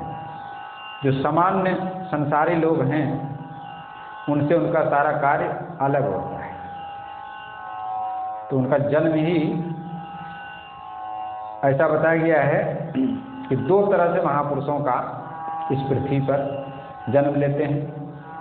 एक तो भगवान के भेजे हुए, भगवान ही अपने पार्षद को भेजते हैं कि संसार में जाकर के भक्ति की मर्यादा, ज्ञान की मर्यादा, आदर्श उपस्थित करो, जिसको सुन करके, देख करके, पढ़ करके जीव जो है सतमार्ग पे चले, अपना कल्याण करें। एक तो भगवान के पार्षद आते हैं संत के रूप में, भक्त के रूप में। दूसरे जो अनेक जन्मों तक भजन करते आ रहे हैं, कई जन्मों से भजन कर रहे हैं, तो भजन करते करते उनके भजन की जब ऊंची स्थिति हो जाती है, वो भी आकर के जन्म लेते हैं और जीवों के लिए, कल्याण के लिए अनेक प्रकार की लीलाएं करते हैं। तो हमारे पंडित जी महाराज भी ऐसे ही महापुरुषों में थे। उनका भी जीवन दूसरों को शिक्षा देने के लिए था। तो उनका जो भी घटनाएं हैं बचपन की, जवानी की, अथवा विरक्त जीवन, गृहस्थ जीवन और गृहस्थ जीवन में, दोनों में एक से बढ़कर के एक उत्तम चरित्र है। उसको सुन करके हम लोगों को भी जीवन में धारण करना चाहिए, उन गुणों को अपने अंदर लाना चाहिए। हमें भी वैसा ही बनने का प्रयास करना चाहिए। सहनशीलता, विनम्रता, दयाशीलता, निर्भयता, करुणा, ये सब जो दैवी गुण हैं जिससे भगवान प्रसन्न होते हैं और हमारा भी जीवन सुख शांति आनंद में बनता है, इन गुणों को अपने अंदर धारण करना चाहिए। इसीलिए भक्तों का चरित्र, महापुरुषों का चरित्र पढ़ा जाता है, सुना जाता है, कहा जाता है। उससे शिक्षा लेकर के हम भी अपने जीवन को वैसा ही बनाएं।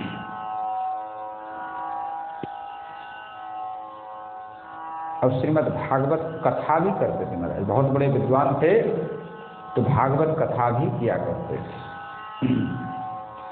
निगम कल्पतरोर्गलितं फलं सुखमुखादमृतद्रव संयुतं पिबत भागवतं रसमालयं मुहुरहो रसिका भुवि भावुका।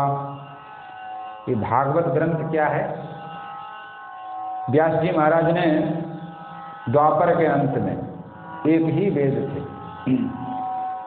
तो व्यास जी महाराज ने विचार किया कि कलयुग में लोग मंद बुद्धि हो जाएंगे, वेदों का अर्थ नहीं समझ पाएंगे, कठिनता रहेगी, तो उसको सुगम करने के लिए एक वेद को 4 हिस्सा में बांट दिया।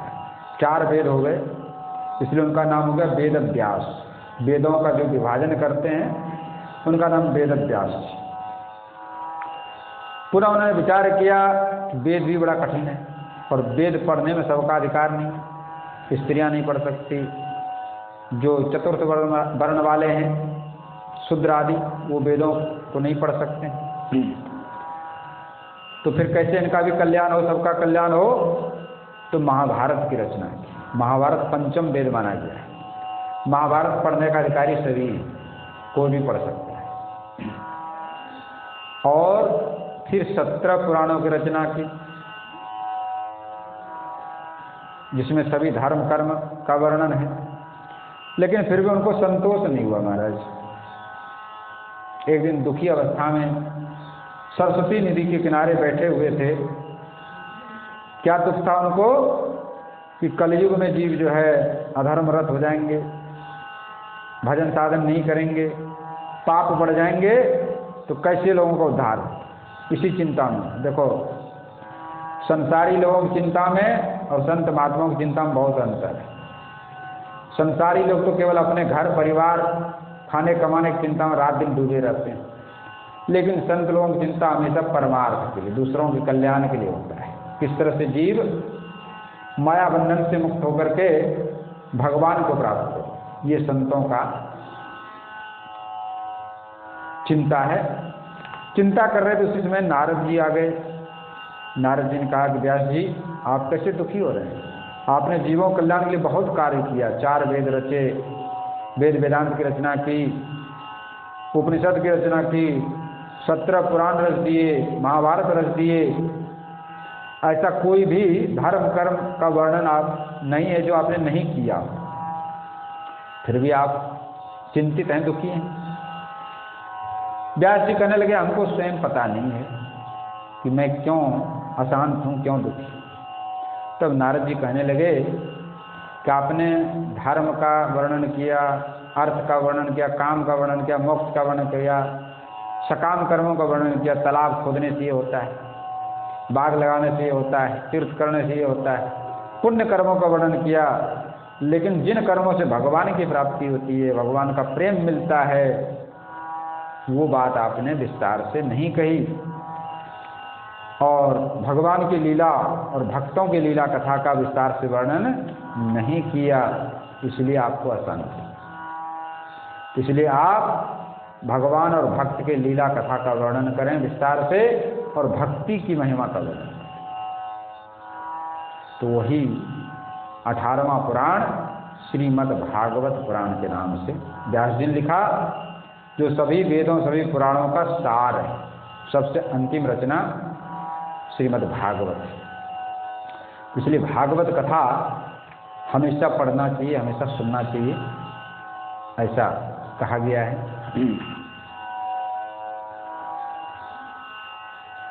तो पुष्री पंडित जी महाराज ने गुरु गृह में भागवत जी का गंभीर अध्ययन किया था और पाठ भी करते थे, और पाठ करते करते स्वयं उसका अर्थ प्रकट हो जाता था।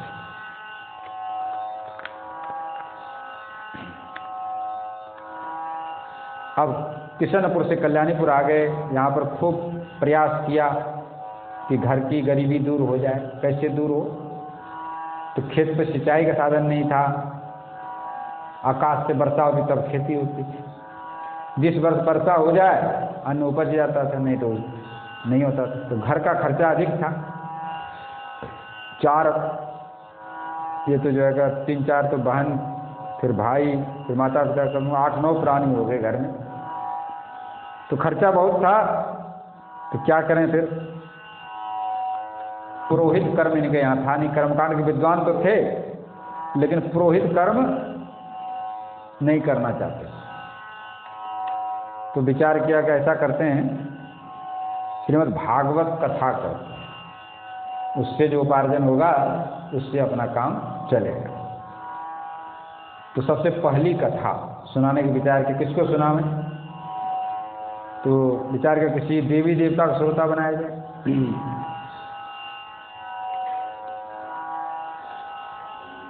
पहले मने बना कि गंगा जी को सुनाते हैं, लेकिन विचार किया कि वहाँ गंगा जी में तो चौड़े में रहेंगे, कुत्ता उत्ता सब बेदी ये सब कौन वहाँ रक्षा करेगा, तो वहाँ भी नहीं बना व्यवस्था। गांव के समय एक देवी जी का मंदिर, सोचा कि देवी जी को सुनाया जाए, माँ दुर्गा को भागवत की कथा सुनाई जाए।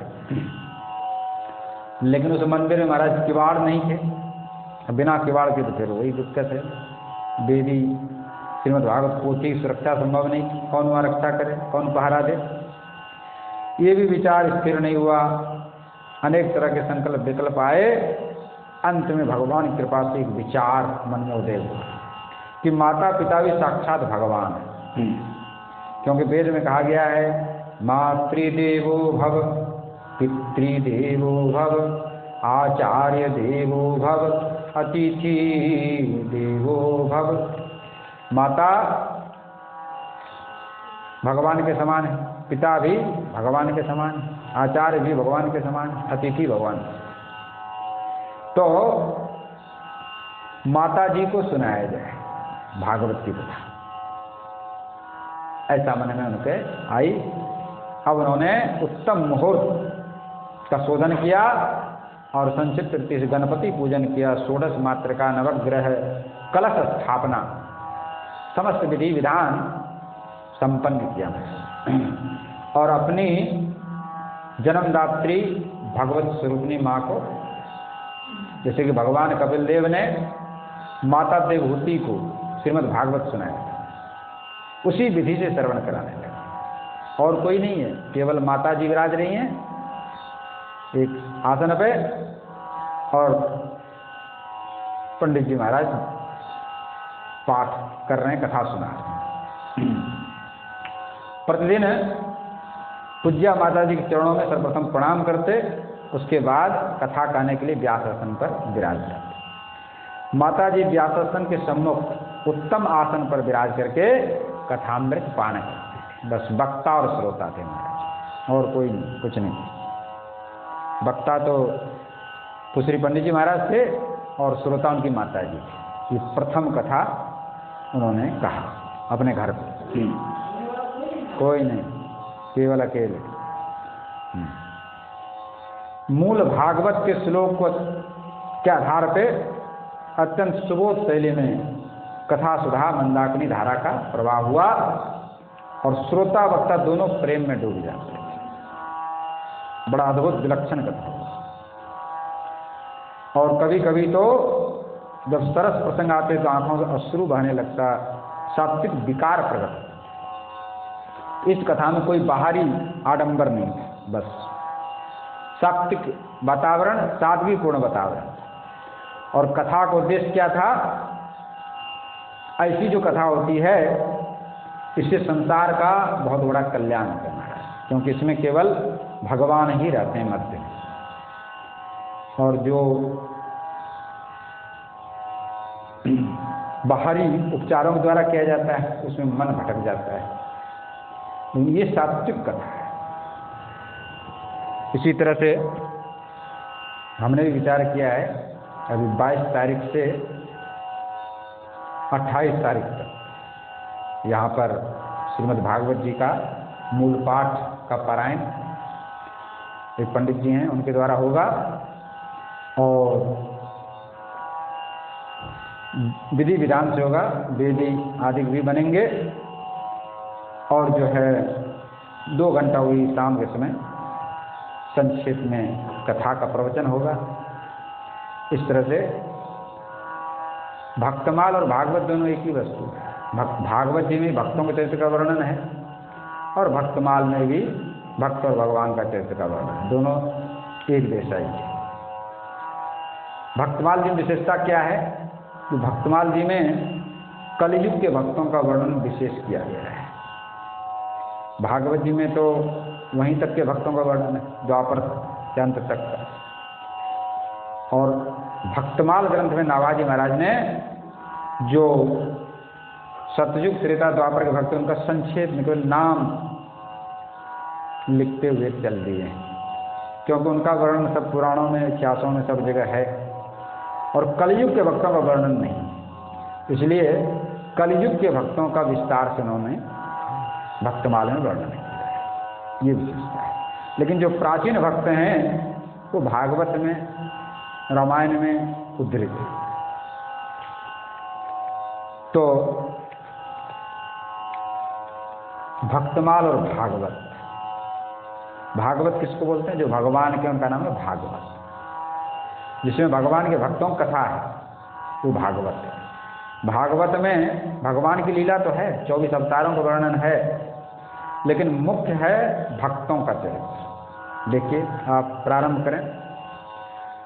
नारद जी का चरित्र आता है, भक्ति महारानी को कैसे उन्होंने ज्ञान वैराग को वृद्धावस्था से छुड़ाया।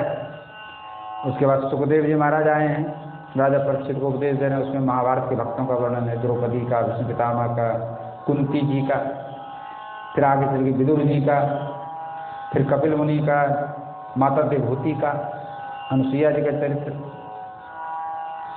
आगे चल के ध्रुव जी का चरित्र, प्रहलाद जी का चरित्र, अजामिल का चरित्र, गजेंद्र का चरित्र, राजा बलि का चरित्र। तो जहाँ भगवान का चरित्र, बिना भक्त का भगवान का चरित्र ही नहीं हो सकता है। फिर राम अवतार होता है, उसमें भी राम के भक्तों का वर्णन। कृष्णावतार, यदि गोपियाँ ना हो, ग्वाले ना हो, नंद बाबा ना हो, यशोदा मैया ना हो, राधा रानी ना हो, तो क्या ब्रज की लीला हो सकती है? तो भक्त के बिना भगवान तो कुछ भी नहीं कर सकते, भक्तों से ही भगवान की लीला होती है। तो भागवत भी एक तरह का भक्त चरित्र ही है, भक्तों की महिमा ही, भक्ति की महिमा ही विशेष रूप से उसमें भागवत में है। तो माता जी को परम पूज्य पंडित श्री गया प्रसाद जी महाराज ने श्रीमद् भागवत महापुराण की सप्ताह कथा 7 दिनों में श्रवण किया। तब किसी को आमंत्रित नहीं किया गया, न कोई औपचारिकता की गई, यहाँ तक कि अपने पूज्य पिताजी जो उसमें हाथरस में थे, उनको भी समाचार नहीं। जब पंडित जी के पिताजी श्री रामाधीन जी मिश्र हाथरस से कल्याणीपुर आए, तो आस पड़ोस के लोगों ने बताया, इस तरह से श्री गया प्रसाद जी ने माता जी को कथा श्रवण कराया, और माता जी ने भी आपके पिताजी से श्रीमद् भागवत सप्ताह की बड़ी प्रशंसा की।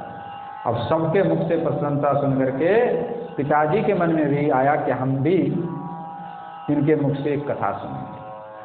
तो कथा का मुहूर्त निश्चित हो गया, जिसमें उनकी नौकरी से छुट्टी रही।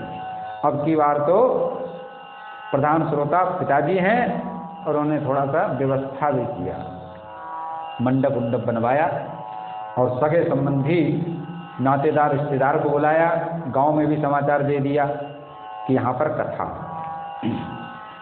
तो लोग इकट्ठा हो गए।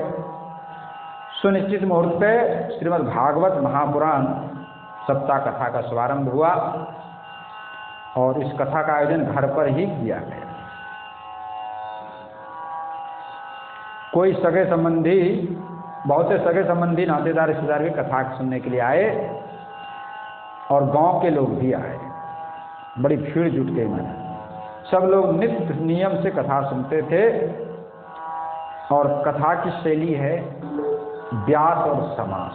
व्यास क्योंकि भागवत कथा 7 दिनों में तो पूर्ण नहीं हो सकता है, इतना विशाल 18,000 श्लोक हैं, 335 अध्याय हैं, तो पूरा विवरण तो संभव नहीं है। तो कहीं व्यास किसी किसी लीला का विस्तार कर देते हैं और किसी किसी का संक्षेप कर देते हैं। ये विधि है भागवत सुनाने का। जो लीलाएं प्रेरणाप्रद हैं उनका विस्तार कर दिया जाता है, और जो भूगोल खगोल आदि की विवरण हैं या वैसे वर्णन है उनको संक्षेप में कहा जाता है।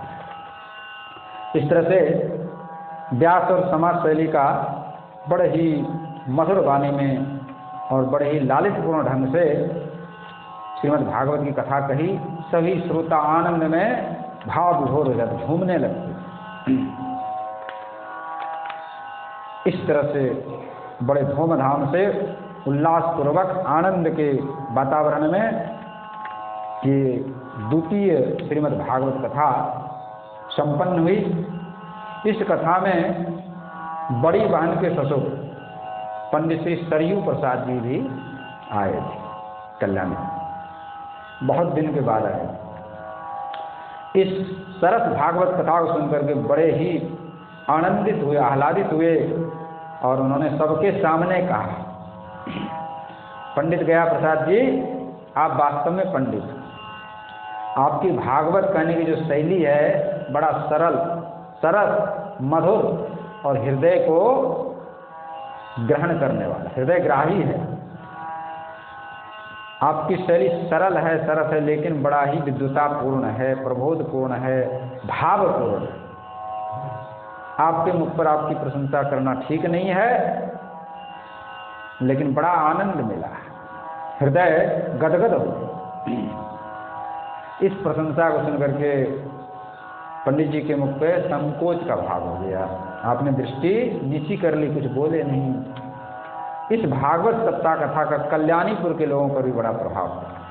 चारों ओर चर्चा हो गई, बहुत सुंदर कथा हुई, बहुत सुंदर कथा हुई। अब इस कथा के बाद सब लोग आपको पंडित जी नाम से संबोधन करते हैं, तो हम लोग भी अब आपको पंडित जी के नाम से संबोधित करते हैं। पंडित जी ने कहा, बड़े ही उल्लास बड़े स्वर में कि ये सब तो आप बड़े गुरुजनों की कृपा है, मेरा बड़ा सौभाग्य है कि जो पंडित श्री सरयू प्रसाद जी को पता चला कि पहली कथा माँ को सुनाया, दूसरी कथा पिता को सुनाया। अब उन्होंने कहा कि पंडित गया प्रसाद जी, क्या यही आपके माता पिता हैं? हम भी तो आपके पिता हैं, तो हमारे यहाँ भी एक भागवत कथा सुना। तो पंडित जी महाराज ने कहा, ठीक है जी, आपकी तो बड़ा सौभाग्य की बात है, आपकी आज्ञा का पालन करने के लिए मैं सेवा में प्रस्तुत। इस कथा का पूर्ण होते होते बड़ी बहन के ससुराल में श्रीमद् भागवत सप्ताह कथा का मुहूर्त निश्चित, जो पंडित जी की बड़ी बहन है। और गुरुदेव को भी निमंत्रण दिया, जो उनके विद्या गुरु हैं पंडित श्री गौरीदत्त त्रिपाठी जी, एक डलाग्राम निवासी, उनको भी इस बार निमंत्रण दिया कि आप भागवत कथा में पधारें। लेकिन गुरुदेव नहीं आ पाए किसी कारण से। यदि गुरुदेव आते तो और भी अलग ही आनंद होता। अब महाराज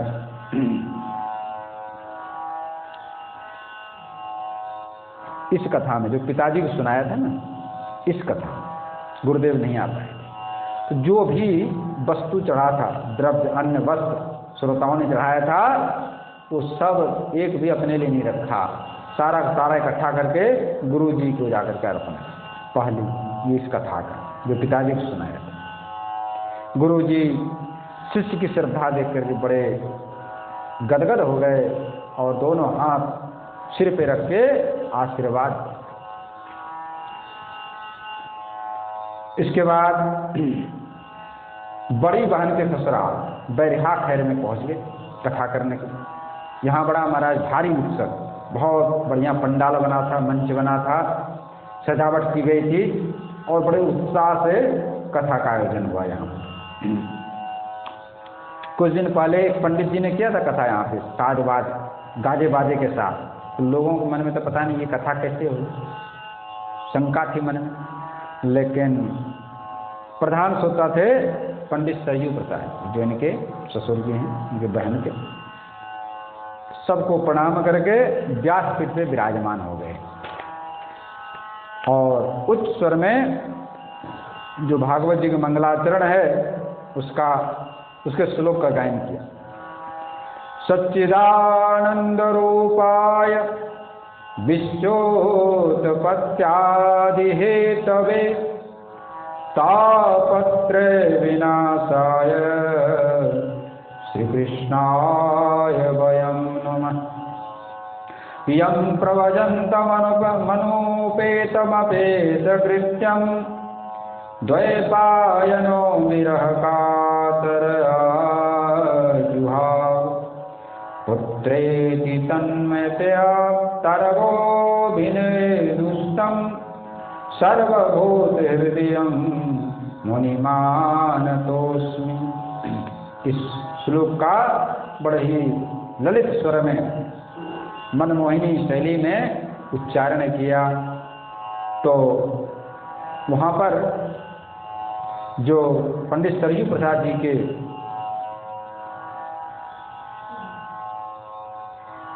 बड़े भाई जिनको लोग मेढ़े काका कहते, उन्होंने जोर से कहा, रे वाह वाह बेटा गया प्रसाद, बहुत अच्छा। जैसे ये कहा तो पंडित जी मन में जो शंका थी पता नहीं कथा कैसे होगी, वो शंका दूर हो गई। अब तो महाराज इतनी जोर की कथा हुई कि पूरे गांव में हल्ला मचा। पूरे गांव क्या, अगल बगल के भी गांवों से लोग, बड़ी भीड़ जुटी। इस तरह से बड़ा सुंदर कथा का आयोजन हुआ। चारों तरफ कई गांवों में प्रसिद्धि फैल गई कि ऐसी कथा आज तक किसी ने नहीं सुनाया, जैसे कि सुश्री पंडित जी ने सुनाया। तो जो भावपूर्वक कथा की जाती है, निष्काम भाव से कथा की जाती है, भक्ति को समक्ष रख करके भक्ति भावों को बढ़ाने के लिए कथा की जाती है, उसका प्रभाव ही अलग होता है। और भक्त के द्वारा कथा की जाए, वैष्णव के द्वारा कथा का श्रवण किया जाए, संत के द्वारा कथा श्रवण किया जाए, उसका अलग ही विलक्षण ही प्रभाव होता है। अभी कुछ दिन पहले पैठा गांव में कथा हुई भागवत जी की, और उसके बाद सबला गांव के लोग सोच रहे थे पता नहीं कैसे कथा करेंगे, क्या कहेंगे, लोग आएंगे कि नहीं सुनने, बड़ा शंका था। लेकिन जब कथा प्रारंभ हुआ तो इससे भी बड़ा जगह था महाराज, इससे दूना समझ लो, यहाँ से वहाँ दुकान तक इतनी बड़ी जगह थी, पूरा भर जाता था यहाँ से, और लोग 4-4 घंटे तक सुनते थे बड़े प्रेम से। और अगल बगल बैरू इन गांवों से भी लोग आते थे। तो सबको बड़ा आनंद आया, सबने कहा कि बहुत सुंदर कथा, बड़े बड़े कथावाचकों की कथा सुनी, लेकिन जो आनंद इस कथा में आई वो कहीं नहीं। तब उन लोगों ने विचार बनाया आगे भी कथा करवाने का। तो जो भक्ति भाव से कथा कही जाती है, सुनी जाती है, उसका अलग ही प्रभाव होता है। एक विशेष घटना और घटित हुई वहाँ पर कि जैसे आज प्रथम दिन की कथा हो, तो हमने वहाँ पर कहा उनसे, जो कथा करवा रहे थे, कि आप सबसे समाचार दे दो अगल बगल गांवों में, लेकिन वो बेचारे व्यस्तता कारण समाचार नहीं दे पाए। तो बगल में सबला के बगल में बैरू गांव है, वहाँ पर बाबा महाराज के एक प्रधान भक्त हैं, उनका नाम है श्री बने सिंह। बाबा में बड़ी भक्ति है उनकी, बचपन से ही बाबा महाराज के सामने में आए हैं, बाबा के प्रति बड़ा भाव है, प्रेम है पूरे परिवार का। तो बने सिंह जी ने बताया कि सुबह 4-5 बजे जब जगने का समय होता है, स्वप्न में स्वयं श्री बाबा महाराज आए और आकर के उनसे कहा कि तुम्हें प्रतिदिन कथा सुनने के लिए जाना है। मोहनदास सबला गांव में कथा कह रहे हैं, वहाँ पर प्रतिदिन सुनने जाओ।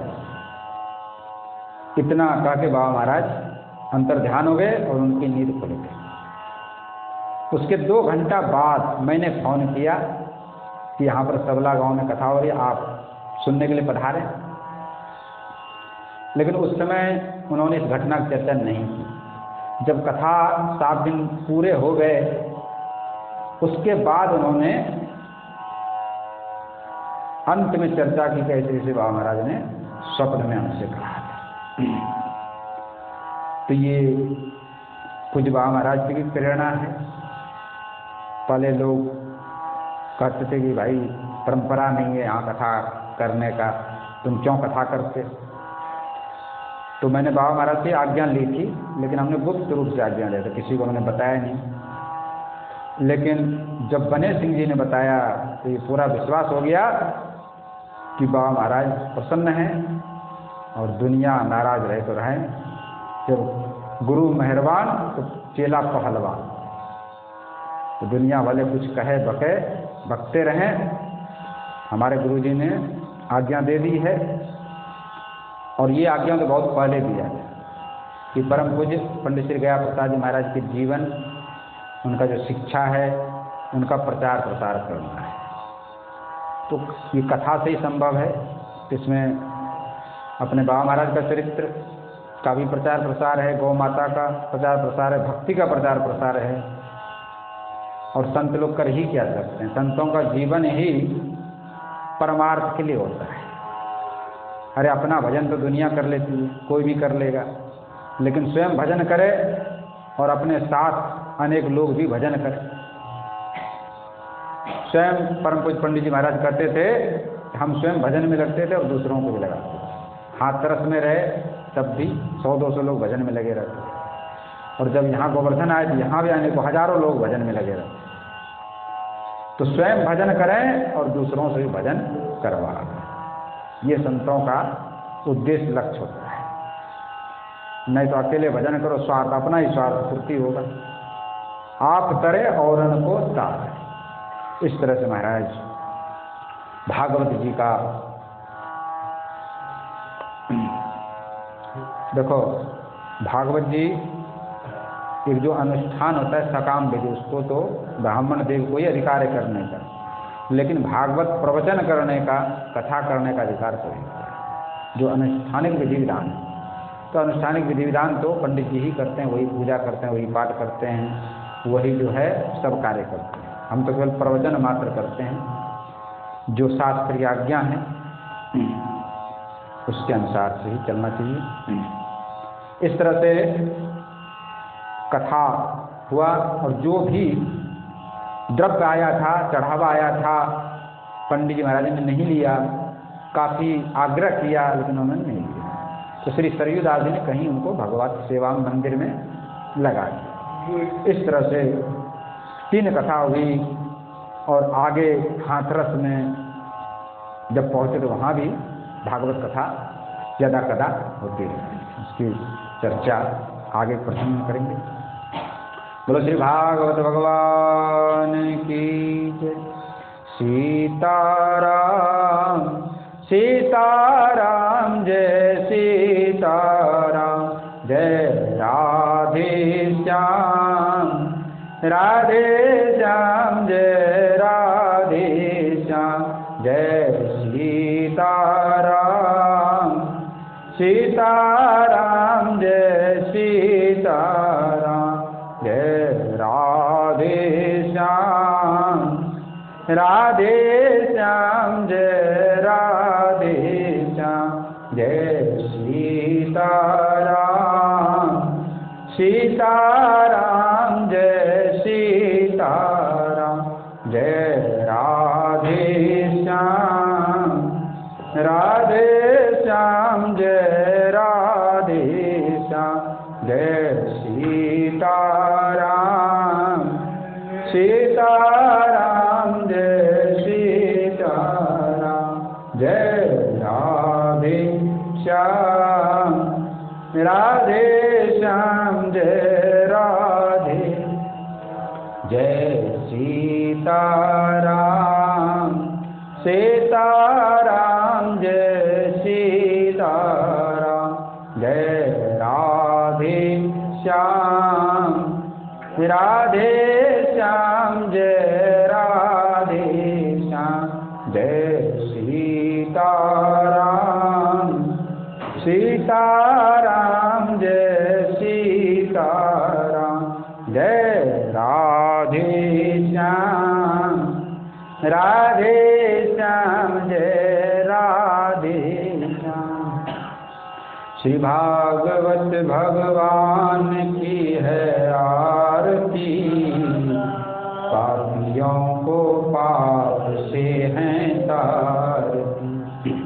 श्री भागवत भगवान की है आरती, पापियों को पाप से है तार। ये अमर ग्रंथ ये मुक्ति पंथ ये पंचम वेद निराला, नव ज्योति जगाने वाला। ये अमर ग्रंथ ये मुक्ति पंथ ये पंचम वेद निराला, नव ज्योति जगाने वाला। हरि नाम यही हरि धाम यही, हरि नाम यही हरि धाम यही, जग के मंगल की आरती।